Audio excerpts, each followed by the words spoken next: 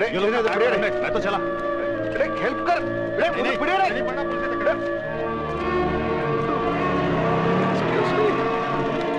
Please help me. यहीं रुकिए, हम इमरजेंसी को इन्फॉर्म करते हैं। हेलो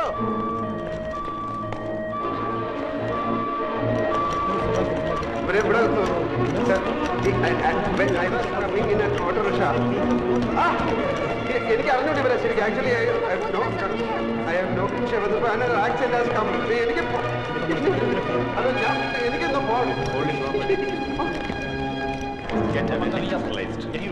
घबराइए मत, सब ठीक हो जाएगा। आप उनके पति है ना? यहाँ पे साइन कीजिए, यहाँ भी। We'll take care. Fine, fine. You should not worry. आप वेट कीजिए। आप listen. कोई सवाल करे कि उनका ब्लड ग्रुप क्या है? Relax. Don't worry. We'll take care of it.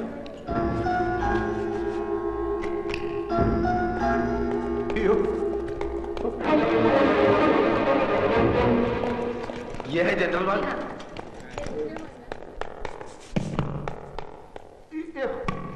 अरे आप अंदर नहीं जा सकते भाई साहब, ये ऑपरेशन थिएटर है। अरे मैं आपकी तकलीफ अच्छी तरह समझता हूँ। सर्जन अभी आते ही होंगे, उनका मेजर ऑपरेशन करना पड़ेगा, उसके लिए 2-3 घंटे लगेंगे। आप बैठिए।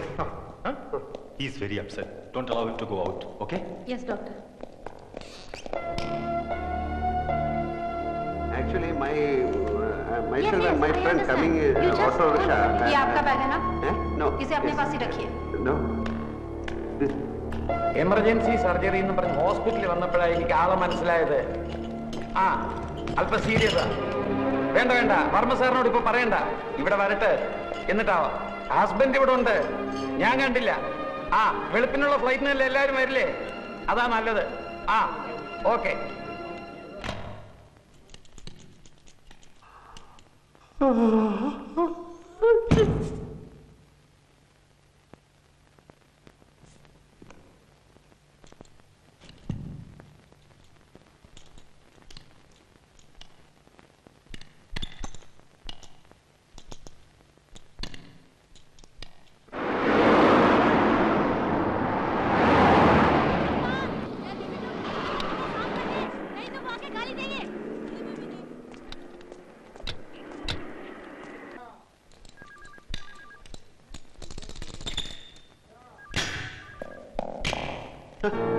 ചന്ദ്രികയുടെ അടുത്തിരിക്കുകയായിരുന്നു ഞാൻ, ബോധം തെളിയുന്ന പോലെ.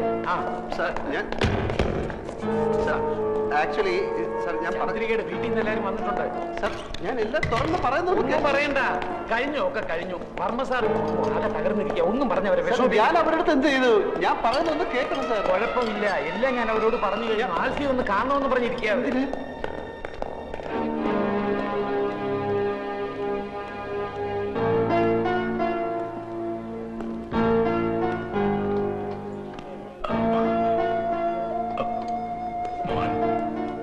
ക്ഷമിക്കണം, ഞാൻ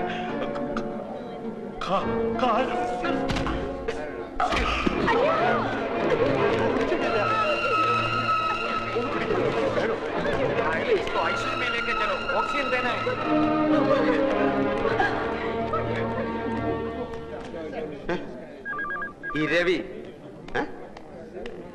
ഇരവി കുട്ടിപ്പിള്ള ഡ്രൈവറാ? ഞാൻ അവരുടെ ഡ്രൈവറാ.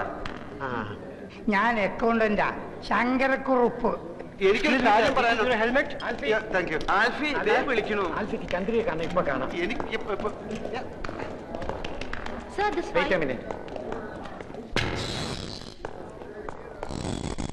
ഇവരുടെ കല്യാണം കഴിഞ്ഞാണോ? കല്യാണം 14-ാം തീയതി പറഞ്ഞേ. ഇന്ന് തീയതി 18 ആയില്ലേ? അപ്പൊ കഴിഞ്ഞു കാണും. എന്നാ കഴിഞ്ഞു. ഹസ്ബൻഡ് എന്നുള്ള കോളത്തിൽ ആ ഓപ്പറേഷൻ തിയേറ്ററിൽ ഒപ്പിട്ടിരിക്കുന്നത്.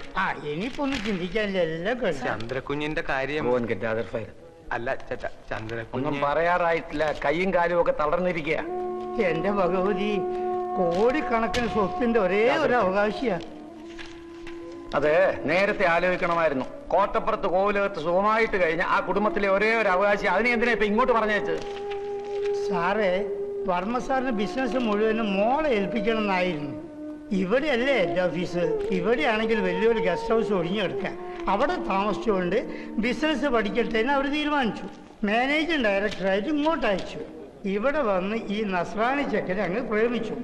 കല്യാണം കഴിക്കണമെന്ന് നിർബന്ധം പിടിച്ചപ്പോൾ വർമ്മ സാറും കുടുംബവും നാക്ക ശികാന്ത് എതിർത്തു. ചന്ദ്രക്കുഞ്ഞ് അവനെ കെട്ടിയാൽ പിന്നെ എനിക്ക് ഇങ്ങനെ ഒരു മോളില്ല എന്ന് വരെ മുതലാളി പറഞ്ഞു. പിന്നെ എന്തിനാ എല്ലാരും കൂടി ഇപ്പൊ ഇങ്ങോട്ട് കെട്ടിയെഴുന്നള്ളിച്ചു? തലയിൽ വെച്ചാൽ പേനരിക്കും, താഴത്ത് വെച്ചാൽ ഉറുമ്പരിക്കും. അങ്ങനെയല്ലേ ഞങ്ങൾ ആ കുഞ്ഞിനെ വളർത്തിയത്. ഇങ്ങനെ കിടക്കുന്നു എന്ന് കേട്ടാൽ എങ്ങനെയാ ഉള്ളു പിടയ്ക്കാണ്ടിരിക്കുക. വർമ്മ സാറിന്റെ കാര്യം പേടിക്കാനൊന്നുമില്ല. ഷോക്കും കുറ്റബോധം ഒക്കെ കൂടെ ആയപ്പോ വീണുപോയതാ. പ്രഷർ വളരെ കൂടുതലാ. 1-2 ദിവസം കൊണ്ട് നോർമലാകും. അതുവരെ വളരെ സൂക്ഷിക്കണം. മനസ്സിന് ബുദ്ധിമുട്ടുണ്ടാകുന്ന കാര്യങ്ങളൊന്നും ഉണ്ടാകാൻ നിങ്ങൾ വേണം നോക്കാൻ.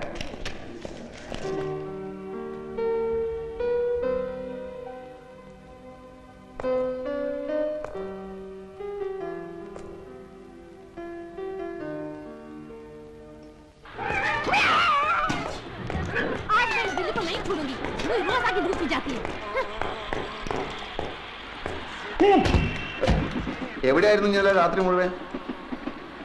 ഇന്നലെ രാത്രി പാതി ചത്തൊരു ശവത്തിനെ നാട്ടുകാരെല്ലാം കൂടെ എന്നെ മടിയോട്ട് വെച്ചെന്നില്ലേ? അവളെ താങ്ങി പിടിച്ചോണ്ട് ഞാൻ ആശുപത്രിയിലോട്ട് ചെന്നു. അവിടെ കുറെ പണ്ടാരങ്ങൾ എന്നെ പിടിച്ച് വലിച്ച് ആശുപത്രിയിലോട്ട് കയറ്റി. എന്നിട്ട് ഏതാണ്ട് ചവറ് പേപ്പറിലൊക്കെ ഒപ്പിടാൻ പറഞ്ഞു. ആ വെപ്രാളത്തിന് ഞാൻ അവർ പറയുന്നിടത്തൊക്കെ ഒപ്പിട്ടു. അതോടെ ഞാൻ അവളുടെ നായരുമായി. എന്നിട്ട് ഈ പെട്ടി എന്റെ തലയിലോട്ട് വെച്ച് എന്നിട്ട് അവിടെ കുത്തിരിക്കാൻ പറഞ്ഞു.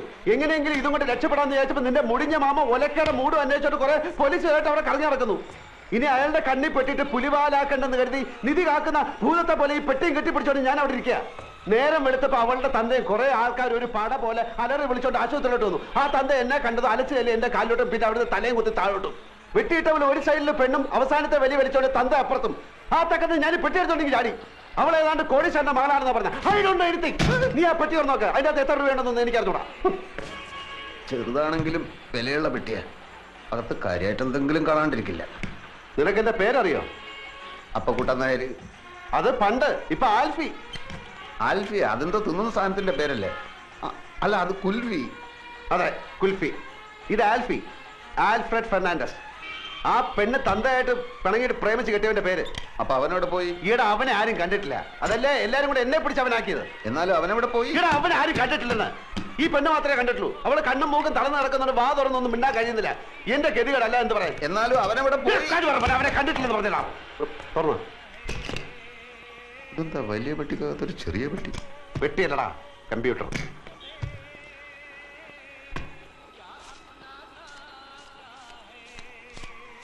എത്രയുണ്ട്? 1100 പിന്നെ 20. അത്രേ ഉള്ളൂ? നിന്റെ അത്യാർത്ഥി കണ്ടപ്പോ ഞാൻ വിചാരിച്ചു അത്രയെങ്കിലും ഉണ്ടല്ലോ. അപ്പോ ചേട്ടനാ ഇരിക്കണം ഇരിക്കണം. ഇനി താൻ അങ്ങനെ എന്നെ ഇരുത്താൻ നോക്കണ്ട. 2-3 മാസത്തെ വാടക കുടിശ്ശികയുണ്ട്. ഇനി അവധിയില്ല. ഇപ്പൊ ഇറങ്ങണം. ഇത് കണ്ട 2 മാസത്തെ വാടകയുണ്ട്. ഇത് അങ്ങോട്ട് കൊണ്ട് തരാതിരിക്കായിരുന്നു. അടുത്ത ഞാൻ 2-3 ദിവസം കൊണ്ട് തരാം. ഞാൻ 3-4 ദിവസം വീട്ടിൽ കൊണ്ട് തരാം.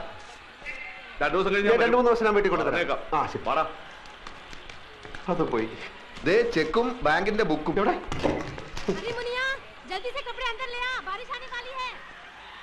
എന്റെ അമ്മോ, 23 ലക്ഷം അവളുടെ അക്കൗണ്ടിൽ ബാങ്കിലുണ്ട്. പടച്ചോനെ, 23 ലക്ഷം. ചെക്ക് ബുക്ക് ഉണ്ട്, നമുക്ക് എഴുതി എടുക്കാം. എഴുതി അങ്ങോട്ട് കൊടുത്താ ഉടനെ കാശ് എടുത്തു തരാൻ നിന്റെ പാപ്പ അവിടെ മാനേരാ? ഒരു വസ്തു അറിഞ്ഞൂടാ. ഇവിടെ അവിടെ ചെക്കിൽ ഒപ്പിടണം. മണ്ട മുത്തപ്പ. ഓളും ബാപ്പയും മയ്യത്താവുന്നല്ലേ ഇനി പറഞ്ഞത്? രണ്ടിന്റെ കിടപ്പ് കണ്ടിട്ട് കാറ്റ് പോണ ലക്ഷണമാണ്. അങ്ങനെ കാറ്റ് പോയാ പിന്നെ 23 ലക്ഷം ആർക്കാ? ഓളോ പുയ്യാപ്പിളക്ക് എന്ന് വെച്ചാ നിനക്ക്. അപ്പൊ ഒറിജിനൽ ആൽഫി വരും, ലക്ഷവും കിട്ടൂല, ആൽമാറാട്ടത്തിന്റെ പേരിൽ കേസാവും. ഞാനില്ല, ഞാൻ സത്യം തുറന്നു പറയാൻ പോവാ. അങ്ങനെ തുറന്ന് പറയാൻ വരട്ടെ. നമുക്ക് ആശുപത്രി പോയിട്ട് നന്നായിട്ട് എല്ലാ കാര്യങ്ങളും ഒന്ന് വിസ്തരിച്ച് മനസ്സിലാക്കാം. എന്നിട്ട് മതി സത്യം തുറന്നു പറയാൻ. ഞാൻ സത്യം തുറന്നു പറയാൻ പോവാ. മോഷണം, ജയില്, തൂക്കുമരം, ഇതൊക്കെയാണ് ഇപ്പൊ നമ്മുടെ മുമ്പിൽ തെളിഞ്ഞു നിൽക്കുന്ന വഴികൾ. വേറെ ഏതെങ്കിലും ഒരു വഴി കൂടി ഒന്ന് ശ്രമിച്ചു നോക്കുന്നതിൽ എന്താ കുഴപ്പം? വേറെ ഏതെങ്കിലും ഒരു വഴി കൂടി ഒന്ന് ശ്രമിച്ചു നോക്കുന്നതിൽ എന്താ കുഴപ്പം? ആ വഴി കൂടെ പോയിട്ട് നമ്മൾ ബന്ധപ്പെടുന്ന ഈ വഴിയിലാണെങ്കിൽ പിന്നെ നമ്മൾ ഏത് വഴിയിലായി പോവും?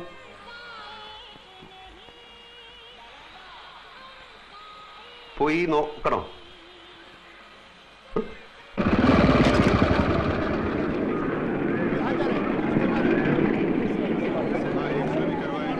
ഈ ബൈക്ക് പിടിക്കാൻ നടക്കുന്ന മാർവാടികളുടെ ഗുണ്ടകൾ വല്ലതും ഉണ്ടോ എന്ന് ഇല്ല. കാലത്ത് നീ വരുന്നതിന് കുറച്ച് മുമ്പ് നിന്നെ അന്വേഷിച്ച അവന്മാർ മുറിയിൽ വന്നിരുന്നു. ഞാൻ പറഞ്ഞു നീ ഇപ്പൊ അവിടെയല്ലേ താമസം. എന്നിട്ട് നീ എന്താ പറയാത്ത? നീ എന്താ ചോദിക്കാൻ? കണ്ട കോളിന് കുറെ കാലം കിടക്കണ്ടതാ. ആരെയും വെറുപ്പിക്കണ്ട.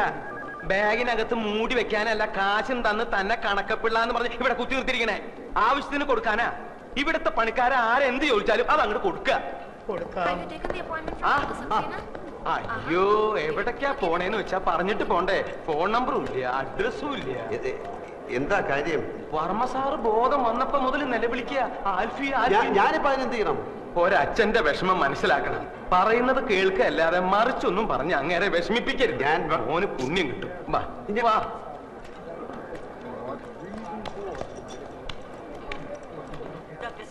मेरा बच्चा ठीक तो हो जाएगा.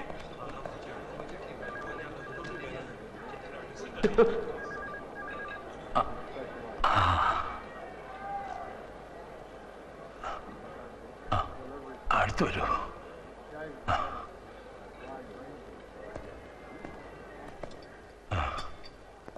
കണ്ണേ പൊന്നേന്ന് പറഞ്ഞു വളർത്തിയ കുഞ്ഞാണ്. ഇപ്പൊ കിടക്കണ കിടപ്പ് കണ്ടില്ലേ? ഡോക്ടർ പറഞ്ഞു നീ വേണം അവളെ രക്ഷിക്കാനെന്ന്. എന്റെ മോളെ കൈവിടരുത്. ഒന്ന് പറയൂ രവി, എന്നോട് മാപ്പാക്കണമെന്ന് പറയൂ. പിണക്കവും പരിഭവവും ഒന്നും ഇല്ലാന്ന് എന്നോട് പറഞ്ഞു കഴിഞ്ഞു. എല്ലാം ഞാൻ പറഞ്ഞു മനസ്സിലാക്കിച്ചോളാം. വർമ്മ സാറ് വെറുതെ വിഷമിച്ച് പ്രഷർ കൂട്ടണ്ട. അത് കേട്ടാ മതി എനിക്ക്.